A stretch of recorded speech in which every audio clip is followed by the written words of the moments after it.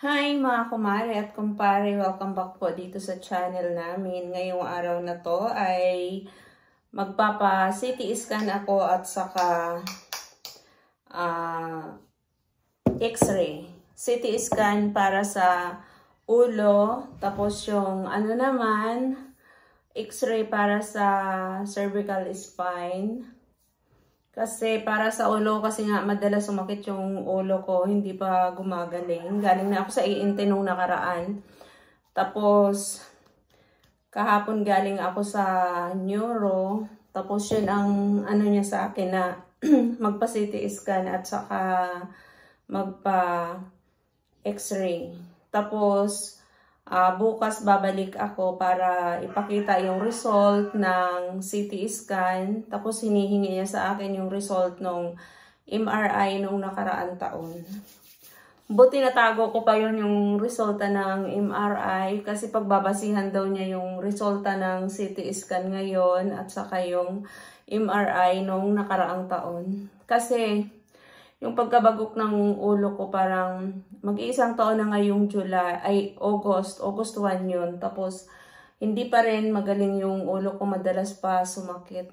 Tapos ano daw ako, sabi niya, hinawakan yung dito ko. Ano daw ako, stress, sabi ko, Dok, sino ba naman ang di may stress sa ano ka neto, sa laging masakit ang ulo, ang dami mong iniisip, syempre ang dami mo pang obligasyon na dapat gampanan. Lalo na yung kapatid ko meron din sakit. Ang hirap isipin paano makakatulong kung di ako makapagtrabaho, di ba?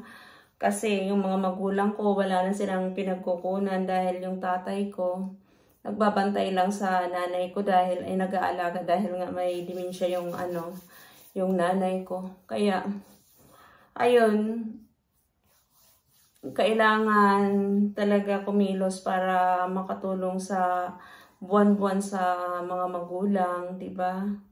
Paano ako makapagtrabaho kasi laging masakit ang ulo ko. Ayan po, tapos ngayon, alas 8 ang schedule ko sa sa Diliman Doctors Hospital. Mahal nga yung dun yung CT scan kumpara sa FEU kasi yung CT scan at saka yung X-ray ang binayaran namin ay 13,200. Bayad na yun. Tapos, bukas, ka na to. Dadaling ko na yung resulta. Ayan po, papunta na ako kasi yung, bawal pala sa akin ngayon yung, daw, sabi ng doktor, yung sling bag bawal sa akin. Tanggalin ko na rin pala yung hikaw ko kasi ipapatanggal din ito mamaya para hindi na ako magtanggal. Ayan, tanggalin ko na siya. Kasi pinapatanggal ito Dahil nung nakaraang taon nagpa-CT scan na rin ako. Tsaka pag nag-i-X-ray, di ba tinatanggal talaga yung mga ganito. Kaya kailangan ko na tanggalin. Tapos, yun nga, kailangan may mask. Tapos, bawal sa akin yung, yung sling bag. Ayan, bawal ang sling bag. Kailangan din natin magpabango. Ayan. Kasi, para pabango tayo. Ayan po, likas. Samahan niyo ako pagpa-CT scan at saka X-ray. Hindi ko alam kung pwede yung doon, yung yung camera. Kaya, pasensya na kayo muna. Di ako masyado makapunta sa mga video nyo kasi ang dami kong mga inaasikaso pa ngayon para sa kalusugan ko.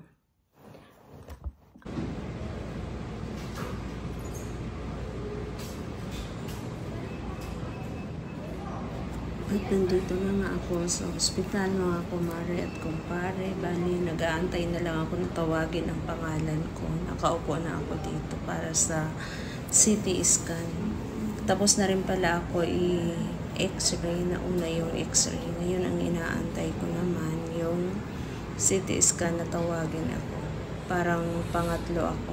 Paglabas ng pasyente dyan, ako na ang susunod na isi-CT scan. At ito na, tapos na ako i-CT scan dito. Inaantay ko na lang yung plaka ng CT scan. Pero yung result niya, makukuha pa talaga mga 2 or 3 days. Sa Friday ko na lang kukunin kasi yung doktor Friday rin. Madali lang ba makuha yun? Yes, ma'am. Yung sa x-ray bukas po naman ganitong oras yun. After 24 hours po yun. Pero pwede yung pagsabayin na lang sa after 3 days, ma'am. Opo. Yes, ma'am. Okay lang po. Oh, sige po. Ito na, binigay na yung plaka ng sa CT scan. Balik na lang ako dito ng Friday. At ito na, pauwi na ako nito. Nasa labas na ako ng hospital. Dito na ako mag-aabang ng jeep or bus. Kung ano lang yung unang makita ko na sasakyan na available. Yun ang aking sasakyan. Para makapagluto pa ako sa bahay. Kasi maaga pa, nasa alas 9 pa lang ang oras. Alas 9:30. Pag walang traffic, darating ako sa amin mga 10:30. Dadaan na rin ako sa SM, sa Watson kasi nagpapabili si Rhea ng skincare niya. Ayan, nandito na ako sa SM, andito lang sa may bungad yung Watson. Bibilhin natin yung mga skincare na ginagamit ni Rhea. Ito, isa ito sa mga ginagamit niya. Nag-send siya ng picture ng mga bibilhin. Ang hirap talaga magpaganda, ang mahal. Ang mahal ng treatment para sa mukha. Di katulad noon, mga chanso lang, okay na yun, skinol. Ngayon, ang dami-daming mga klase ng mga pampaganda. Stress kasi si Rhea dahil, sige ang review dahil magpa-final na sila. Kaya nagkaroon siya ng mga tagyawat. Kaya kailangan niya ng skincare. Wala na daw siyang skincare.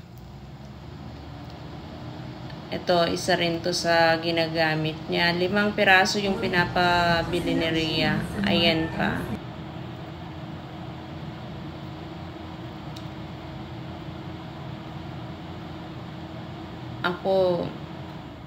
Hindi ako masyado mahilig sa mga ganyan. Chinchanso talaga yung ginagamit ko. Pero binilhan ako ni Nels na maganda yung epekto sa mukha ko.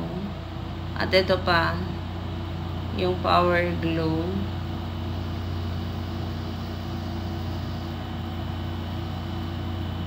Ayan yung mga gamit ni Rhea, at saka yung facial foam na pants. Yan ang gamit niya. Ayan, magbabayad na tayo nito kasi nakuha ko na ang lahat. Bali 5 piraso ito. Titingnan natin kung magkano ang babayaran nito. Kasi medyo mahal ito na mga gamit na to. At ito na, nakapagbayad nga ako. Bali, 1,500 mahigit yung binayaran ko dun sa 5 peraso. Ayan, uuwi na ako nito para makapagluto pa ako. Ayan lang po, maraming salamat sa inyong lahat.